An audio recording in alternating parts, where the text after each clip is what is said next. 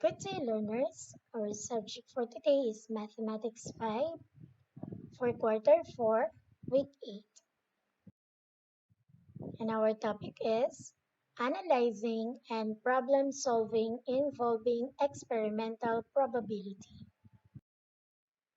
For the most essential learning competencies, after going through this lesson, you are expected to analyze data obtained from the chance using experiments involving letter cards from A to Z and number cards from 0 to 20,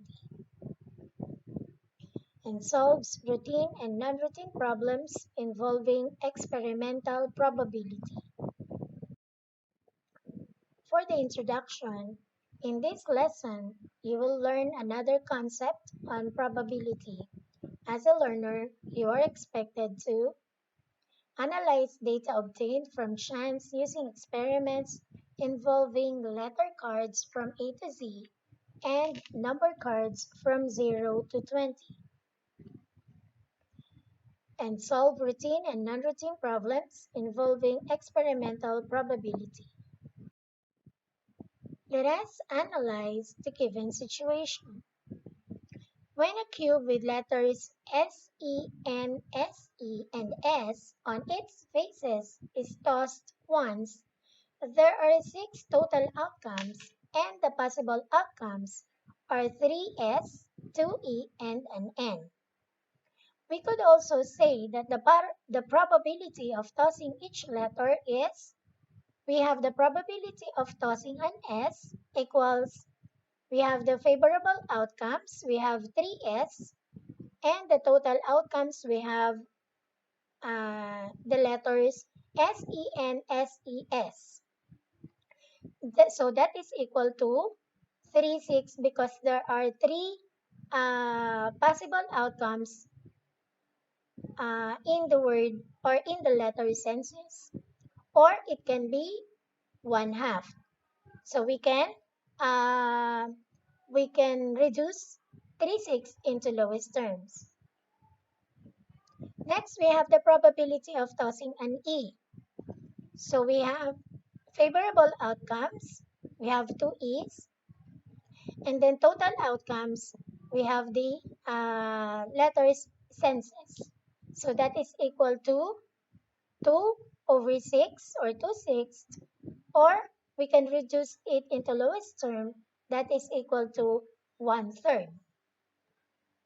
Now, for the probability of tossing an N, so we have the favorable outcomes, which is only 1 N, and the total outcomes from the letters, we have the senses, so that is equals to 1 over 6.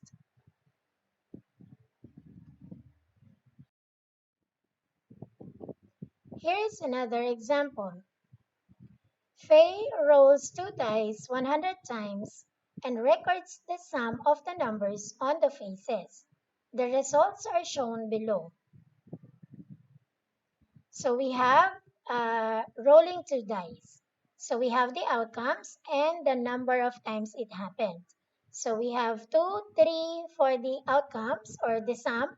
2, 3, 4, 5, 6, 7, 8, 9, 10, 11, and then 12. And then the number of times it happened. So we have 2, 4, 6, 8, 10, 8, 12, 14, 17, 15, 11, 9, and then 4. So to solve this, the first step is to understand the problem. So for letter A, what is asked? So we have which sum occurred least often. Then we have which sum occurred most often. And then the last one, what is the experimental probability of getting a sum less than 5? And then for the second step of understand, or letter B, so we have what are the given facts. So the results of Faye experiments as shown in the table.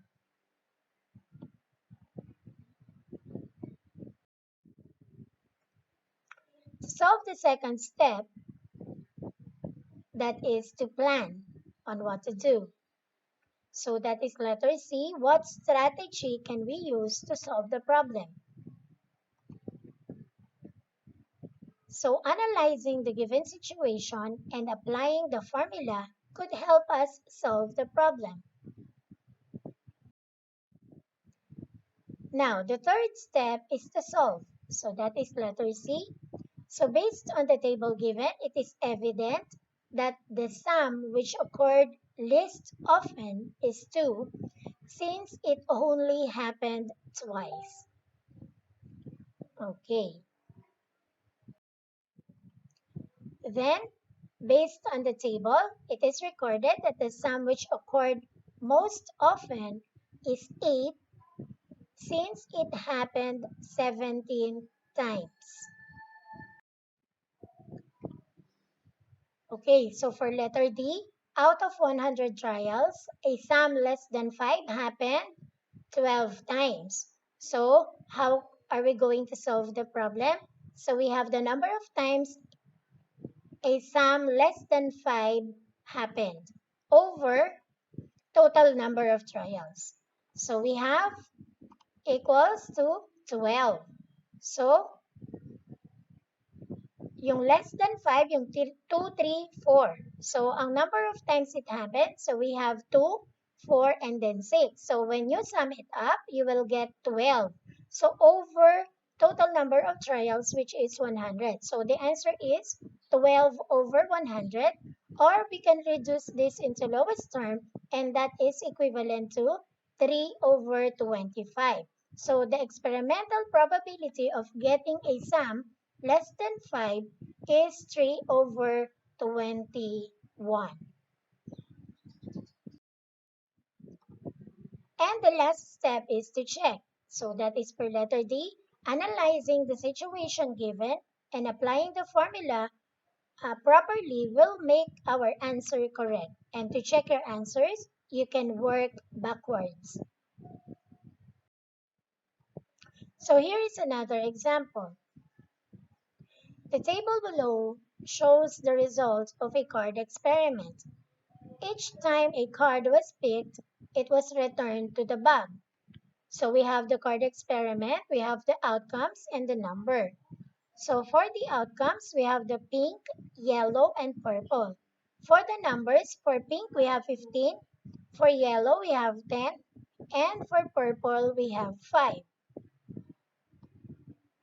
So the question will be, number 1, how many trials of picking a card was made? Number 2, how many times was pink card was picked? And number 3, what is the experimental probability of picking a purple card? So let us answer this using the 4 steps. So we have the first one, understand. So what is asked? We have the number of trials made by picking a card, the number of times the pink card was picked, and the experimental probability of picking a purple card.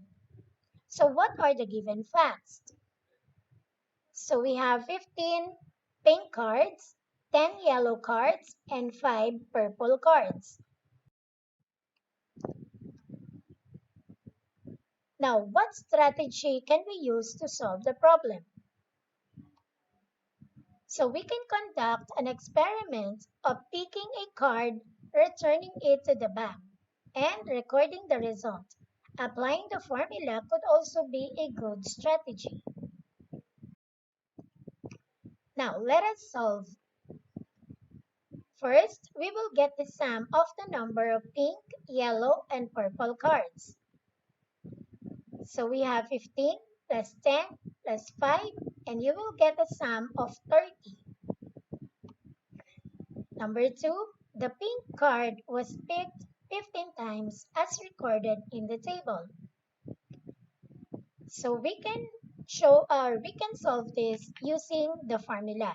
So we have the number of times a purple card was picked over total number of trials.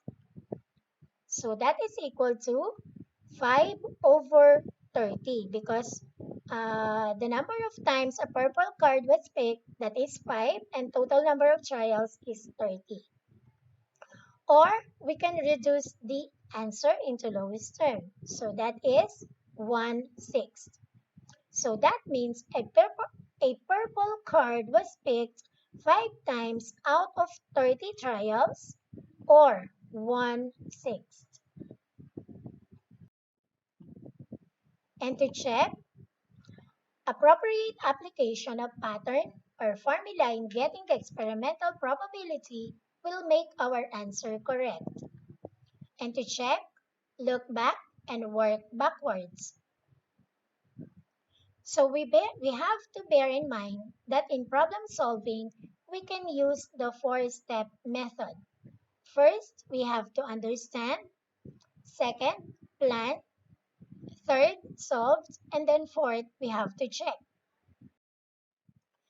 Now, let us answer the development part, and for learning task 1,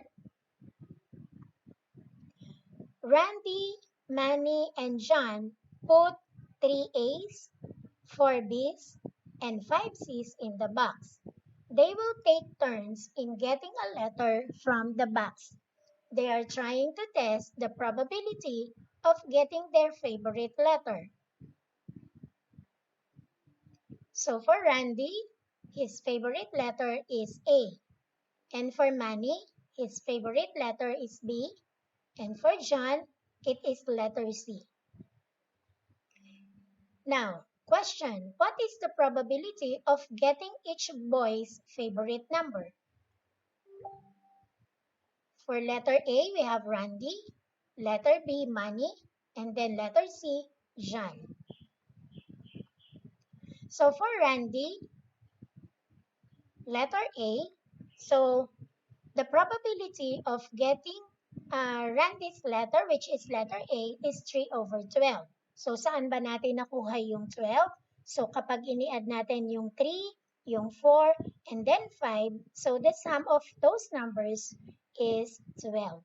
So we can still reduce 3 over 12 into lowest term, and that is equal to 1/4. Therefore, the probability of getting Randy's favorite number, letter, which is letter A, is 1/4. Now, for Manny, his favorite number is letter B.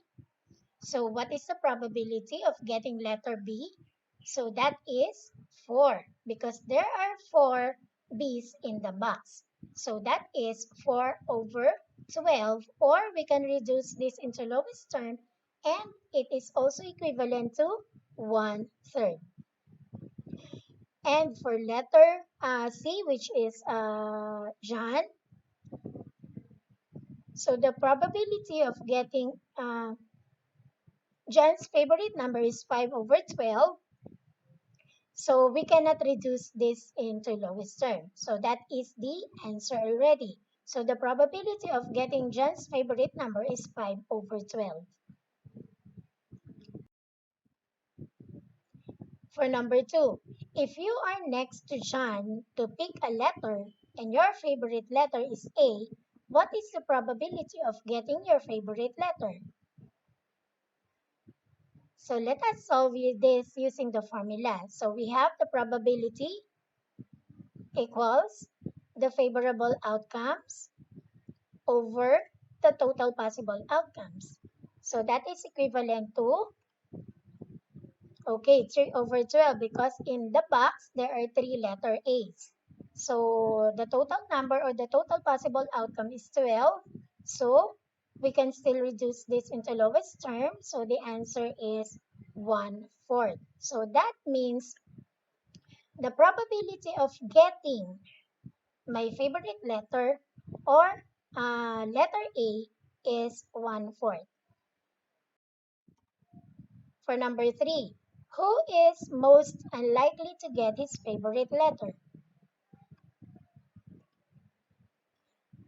Okay, the answer is Randy is most unlikely to get his favorite letter because it has only 25% chance of getting his favorite letter.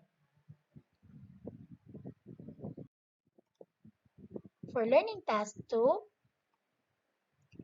alphabet cards of the same size and shape were put in a bag. 3 cards have letter M, 4 cards have letter A, 2 cards have letter T, and 1 card has letter H.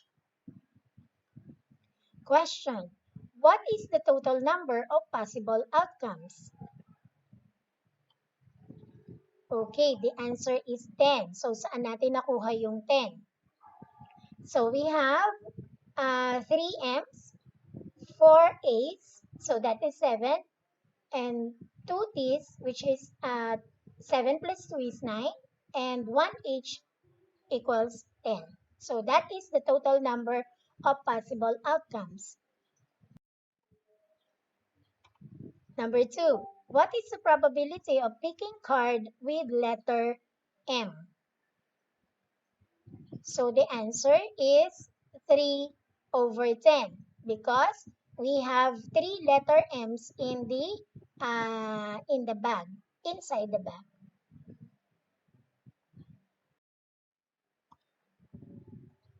Okay, number 3, what is the probability of picking card with letter A?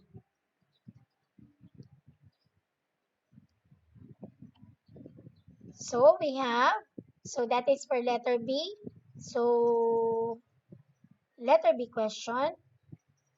So we have A, how many A's are there in a bag?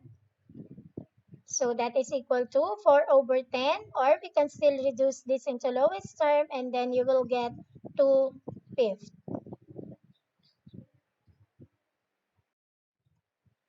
Okay, for letter C, what is the probability of picking card with letter T?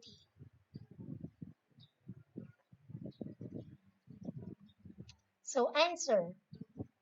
So we have 2 over 10. We can still reduce this into lowest term. So the answer is 1/5. And for letter D, what is the probability of picking card with letter H?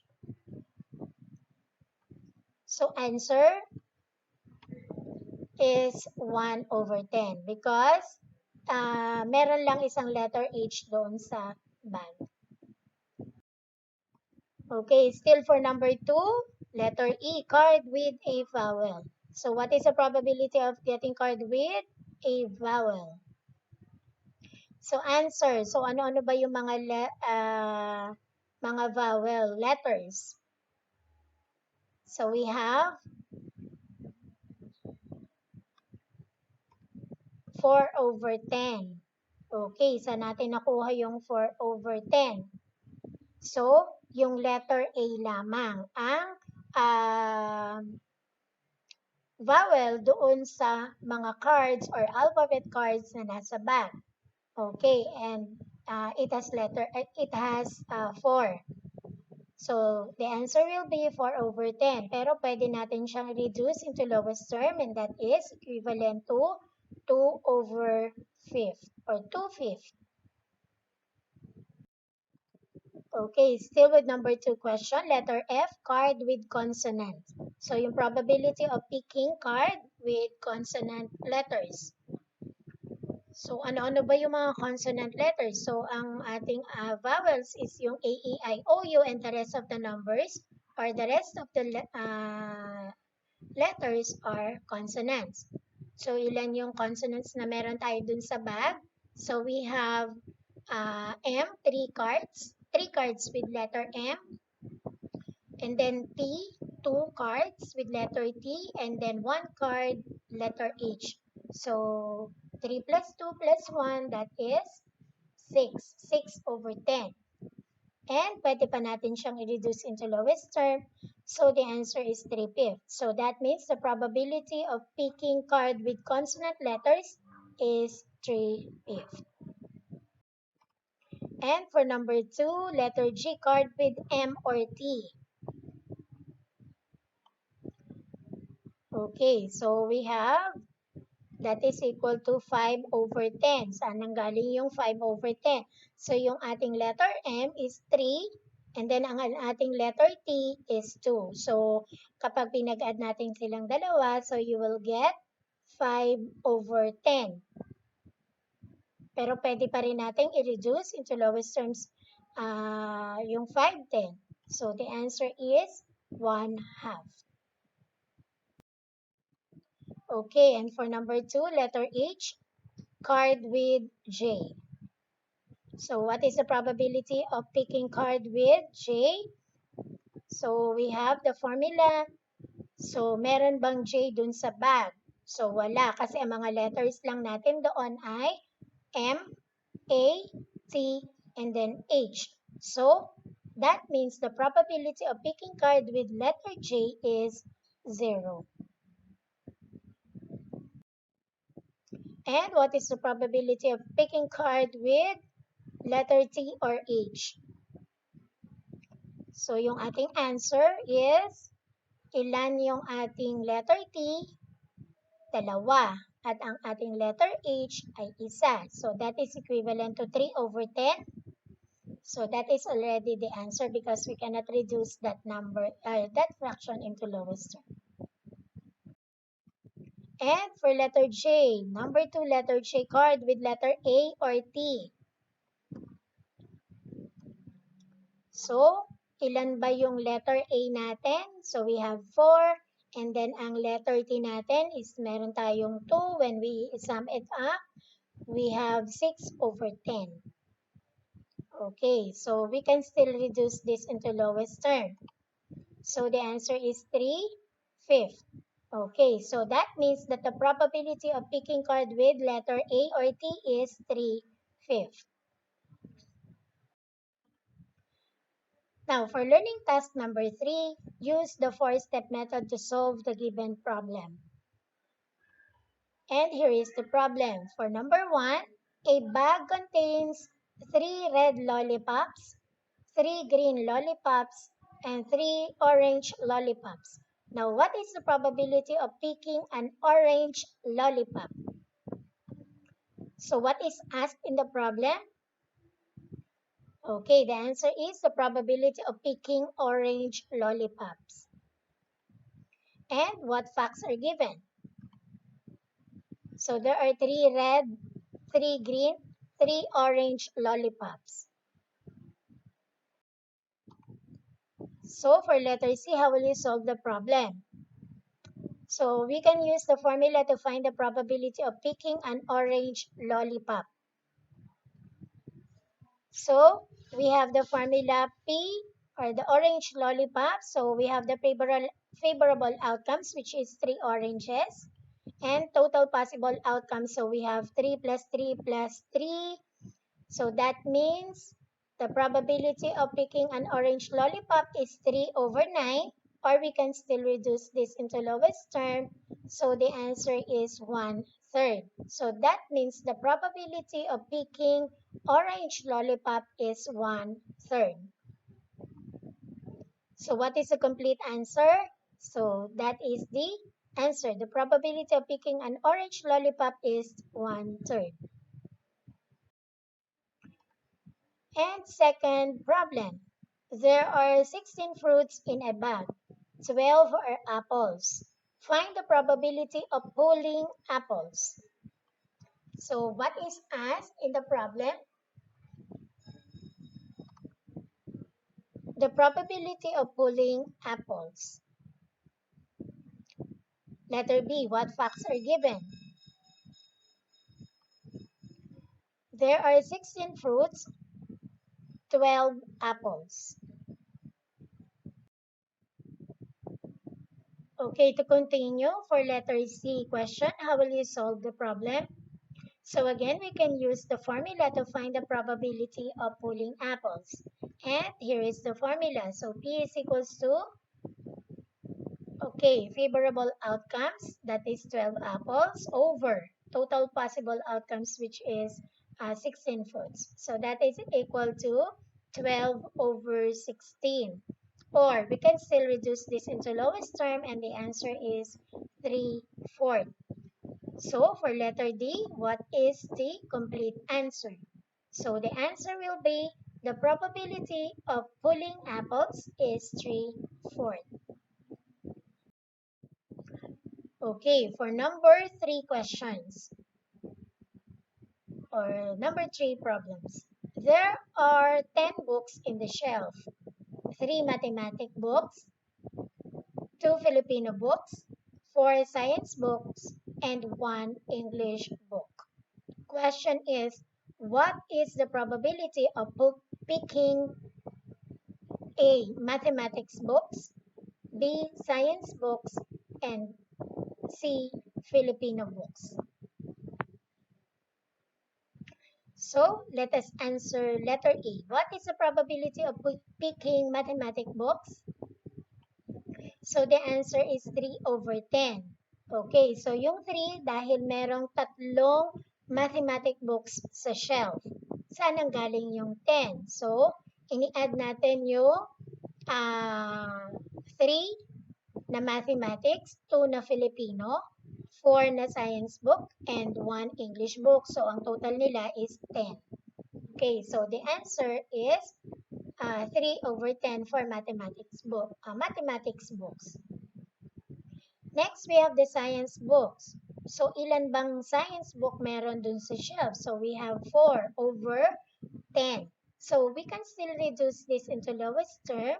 So, the answer is 2/5. So, that means the probability of picking science books is 2/5. Now, for letter C, Filipino books. So, ilan bang Filipino books meron dun sa shelf? So, the answer is 2/10. Or we can still reduce this answer to lowest term. So, the answer is 1/5. So, that means the probability of picking Filipino books is 1/5. For the assimilation, here is the problem. A card was thrown 15 times from a deck of 26 letters or 26 cards from A to Z. The table below shows the outcomes from the experiment. So, here are the cards being drawn from a deck of 26 letters. So, we have the KEN, LAD, BTK, TSF, UIP. So, question, what is the probability that a consonant is drawn? So, what are the consonants? So, we have K, we have N, we have L, we have T, we have B, T, K, T, S, F, and P. So that means we have 11 consonant letters that have been drawn from the deck. So the answer is 11/15. So the probability that a consonant is drawn is 11/15.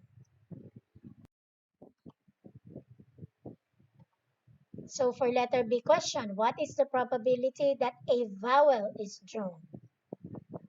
So how many vowels do we have? So we have A, E, I, O, U. So we have 5 vowels.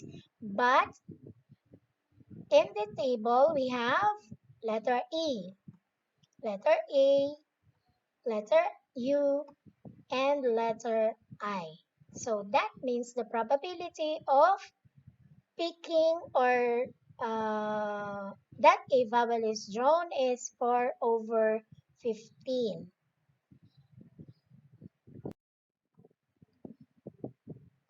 Okay, letter C. What is the experimental probability that the letter drawn is repeated? Okay, so alin ba dyan yung mga letters na nabunot ng, naulit na mabunot? Okay, so we have the letter K. Okay, so may dalawang K. And then, isa pang letter na naulit din ay letter T. So, that means meron tayong dalawang letter. Pero, naulit sila ng pagbunot. So, that means ang total nila is 4. Okay, so meron tayong dalawang K and dalawang T. So, the answer is the experimental probability that the letter drone is repeated. So, the answer is 4 over 15. Okay, for letter E, what is the experimental probability that the letter drone is X? Okay, doon ba sa table ay may nakikita kayo na letter X? So, wala. So, that means the probability that the letter drone is X is 0.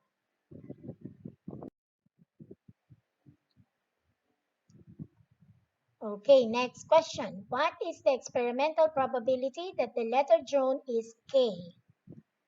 Okay, so meron dun sa table na letter K. So, ilang beses kaya? So, we have 1, then we have 2. So, that means the experimental probability that the letter drone is K is 2/5. Okay, so another problem. A coin is tossed and a die is rolled simultaneously for 6 times. So the outcomes are given in the table below. Find the experimental probability of getting a tail and a number 3 together. Okay, so makikita natin dito sa table yung trial 1 up to 6. And then we have the coin and then the dice. Okay, so pero doon sa table na ito, makikita din natin na yung parehas na nakuha yung tail and number 3. So we have for trial 3 and trial 6. So that means the answer or the probability of getting tail and number 3 together is 2/6, or that is equal to 1/3. Okay, for the assessment, so the problem is a spinner numbered 1 to 8 is spun. What is the probability of spinning? So we have A, an odd number. Okay, so dito sa ating spinner, so meron tayo makikitang mga numbers from 1 up to 8. Okay, so but the question is probability of spinning and odd numbers. So ano-ano ba yung mga odd numbers? So we have 1, 3, 5, and then 7. So that means it is 4 over 8 kasi meron tayong 8 numbers lahat. So that is equal to, we can still reduce this number to lowest term. So the answer is 1/2. Okay, for letter B, a factor of 9. So in the spinner, ano-ano kaya dyan yung mga numbers na a factor of 9? So we have 1 and 3. So that means the probability of spinning a factor of 9 is 2 over 8, or we can still reduce this into lowest term. So the answer is 1/4. Okay, for letter C, a multiple of 2. Okay, multiple of 2. So in the spinner, ano-ano kaya yung mga numbers na multiple of 2? So we have 2, 4, 6, and then 8. So that means we have 4 over 8, or that is equal to 1/2. Okay, to continue, for letter D, a composite number. So what are those composite numbers? So we have 4, 6, and then 8. So the answer is 3 over 8. So we cannot reduce this number or this fraction into lowest term. Okay, so the probability of picking a composite number is 3 over 8. Okay, for letter E, a factor of 18. So ano-ano kayang mga factor ng 18 dito sa ating spinner? So we have 1, 2, 3, and 6.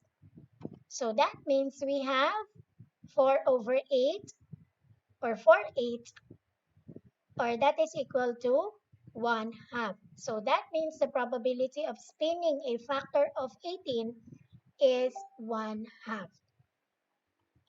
And for letter F, smallest even number. So the smallest even number, so we have 2. So isa lang naman yung 2, so that means the answer is 1/8. So the probability of spinning smallest even number is 1/8 or 1/8. And for letter G, a multiple of 10. Okay, so what are those multiple of 10?